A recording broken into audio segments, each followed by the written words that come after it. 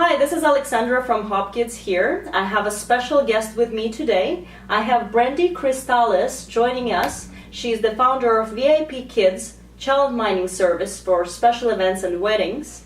She also been in early childhood education for 12 years in preschool, as well as she ran her own licensed daycare center. And she's a mother to 4 young children, and she can relate firsthand to parents who are struggling to find quality childcare. Welcome, Brandie. Thank you so much for having me. I'm very excited to be here with HopKidz and look forward to meeting and talking some more. You're the founder of HopKidz. Yeah. Where did this idea come from? It actually came about 9 years ago after the birth of my first son. I was really struggling with trying to find quality care. I never realized, being a care provider myself, how hard it was for parents. Very quickly, I was having to decline invitations to weddings, events, or even, dates with my friends. And I thought that, I needed to do something about it. I need to use my expertise and experience in the early childhood education field and create a new service for parents, a service where the caregiver could come to them and could come to their event, and we could set up a space to care for the children. So this started when you had just 1 child, and now you have 4. Well, the struggle is definitely there. Looking after 4 children is challenging, to say the least, meeting all their needs, just trying to do everything that you have to do when caring for 4 children. For me, my focus is my kids, and they always come first.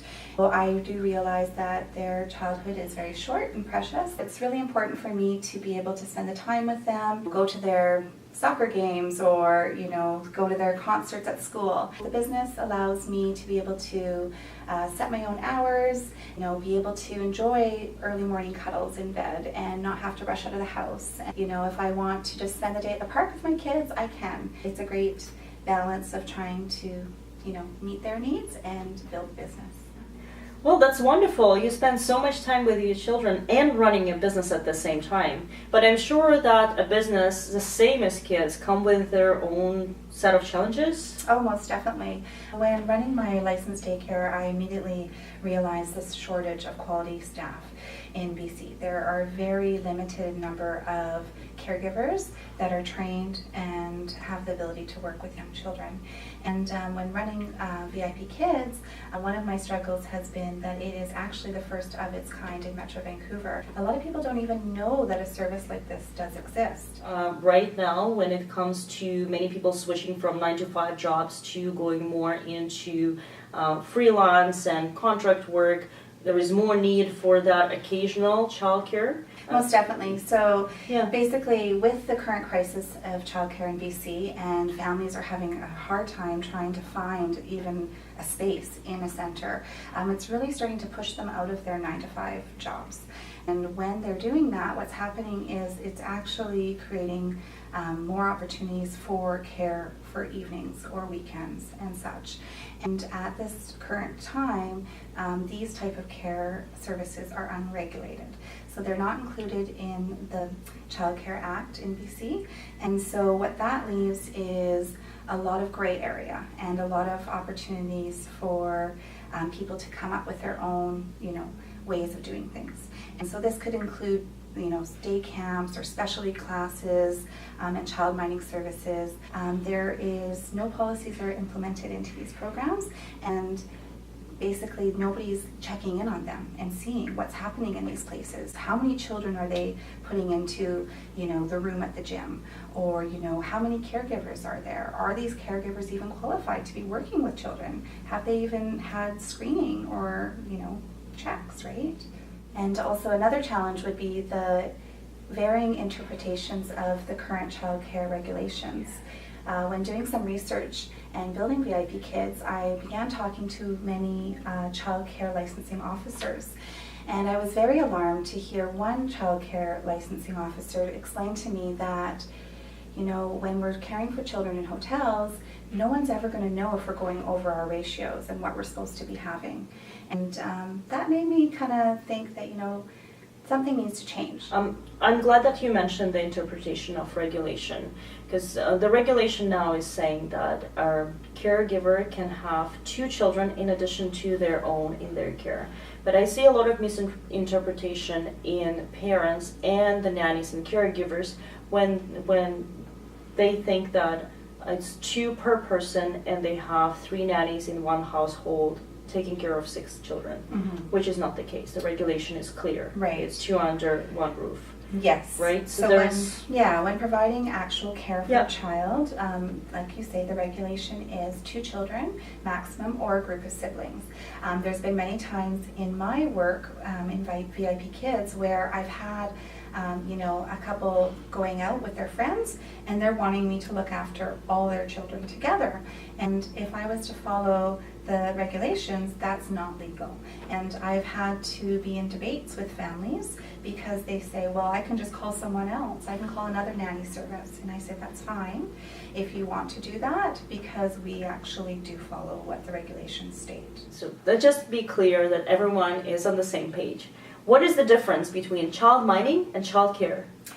So the difference is very simple. Childminding means the parents are on site. So that means that they may be in the room next to us. So with that, the only requirement is that the parents stay on site. And with childcare, that means that we are fully caring for the children while the parents are out. And with that is regulations where we are only allowed to have 2 children in our care or a group of siblings. There actually is a lack of standards in BC when it comes to childminding spaces. There are no ratios that are required. There's no space requirements. Caregivers, can be anybody. It's a little bit frightening when you think that there's no regulations based on these services that are being offered. I used to work at a gym, a local gym, a large chain, and when I started working in the childminding room, I was absolutely appalled at what I was finding. There was no first aid kit, there was no working telephone in the room. Worse off, in the bathroom, there was Comet cleaning supplies within reach of the children. Immediately I started blowing horns and saying something needs to be changed in this room, and they did follow suit. However, when the government's leaving it up to the business owners to put these procedures and policies in place, it's leaving a lot of open room for error. Yes, you're right. And if I were a business owner of a large gym, I would have actually been very concerned about this, because if something happens in one of my gyms, because we are just not setting up policies in place, it will affect the whole chain, the brand. Yeah, and so at VIP Kids, we really strive for quality care.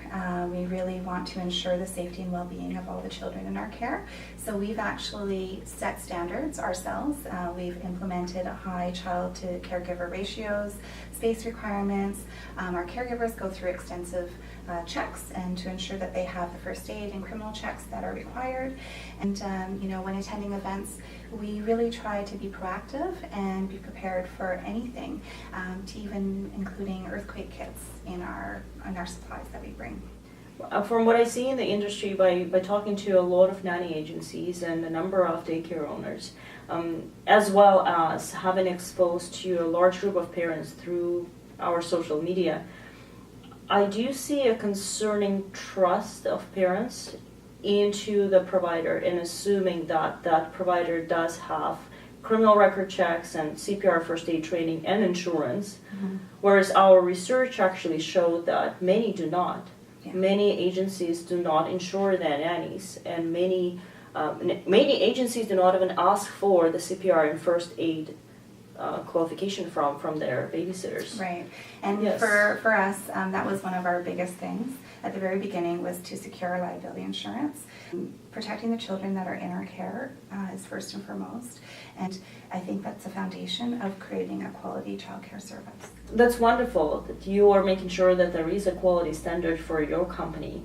If there was someone sitting in my place right now who would be a policymaker or the business owner of a large chain who do have the childminding services on site, what would be your best advice to them? Well, I think right now there's a lot of attention on childcare in BC, and I think it's a great opportunity to really start looking at these programs that are being offered that are unregulated and that are currently exempt from the Child Care Act in BC. The government, unfortunately, has not been regulating a variety of these type of services, including day camps, specialty classes, or childminding services such as gyms and whatnot. Because of this, it has left a really risky situation for the families and children in care. And so I would really want to bring awareness to the lack of attention given to these programs and really ensure that this is, brought to the forefront before a serious incident occurs. And what would be your advice that you would give to parents when they're looking at utilizing those occasional centers or occasional programs? I think one of the biggest things would be looking at what their ratios are. Is there a reasonable caregiver to child ratio? How many children are they fitting in these spaces? What is their safety plan? Do they have first aid training? Do they have first aid equipment? What is their procedures in case of emergency? So for anyone who is having their event, let's say next month, where can they find you? Well, you can check us out online at www.vipkids.ca, and you can also follow us on Instagram and Facebook at VIP Kids Canada. Yeah. Can you explain how this works? So basically, the couple or the venue will contact me and they will give me their RSVPs for the expected number of children. Based on the children numbers and ages, we will then staff to their caregivers and the ratios. And so we'll go in, we'll set up, we'll make sure that the room is to the space requirements that we require, and we will set up, transform the whole space into a fun play area for the kids. Families are able to sign their children in and out throughout the night, so it gives them the opportunity to be able to go and enjoy dinner on their own, a dance, and then they can always sign their children out to enjoy a special moment at the event as well. Brandie, thank you very much for joining me today for the serious conversation on the standards in childminding, nanny, and babysitting services. We at HopKidz are also striving for quality, and we are determined to set the high standards and to make sure that the services that our caregivers are offered are of the highest quality. Thank you so much for allowing me to have the time to come and bring some awareness to families. I think that often families aren't even aware of the situation and that these spaces that they're using with their children are unregulated, and it's important and it's up to them to advocate for their children and make sure that their children are in safe places. Thank you. Thanks.